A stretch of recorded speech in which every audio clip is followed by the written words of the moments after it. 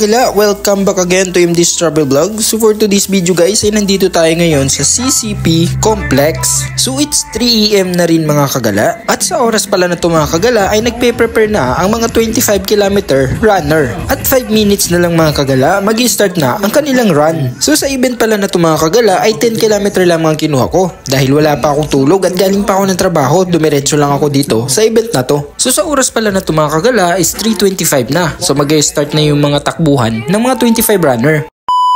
Hey! Let's do the countdown in 10, 9, 8, 7, 6, 5, 4, 3, 2, 1.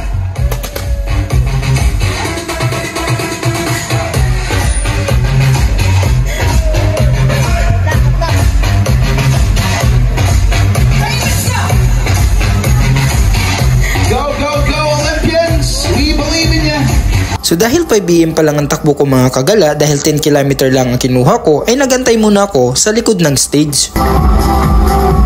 Hi guys, welcome to Travel Vlog. So it's 4:15. Nakaupo muna ako dito sa gilid. Mag-start kasi yung kinuha ko. Run is 5 AM pa. So ang ginawa ko guys ay nagantay muna ako dito sa likod. So it's 5:55 AM na rin mga kagala at sumali na rin ako dito sa papawis ng event na to. Or sumali muna ako sa pasumba nila. At kunting kembot na lang mga kagala ay tatakbo na kami ng mga 10 km runner. Yan, tamang sayaw-sayaw muna kami dito mga kagala para pagpawisan naman. Para hindi mabigla yung mga katawan namin. So sa event pala na ito mga kagala ay mayroong 3 kategory. Mayroong 5 km, 10 km at 25 km. So magpa 5 AM na rin mga kagala at mag-start na kaming tumakbo ng mga 10 km. Not even crossing the starting, don't mind the others, okay?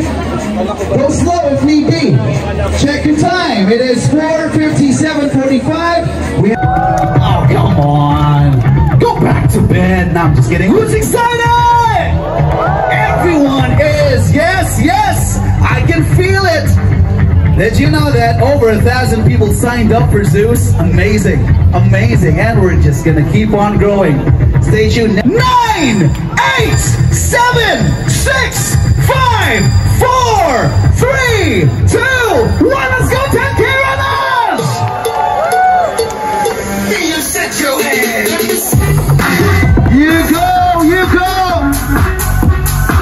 I'm playing the plan to continue to hydrate if need be. Okay? No need to rush.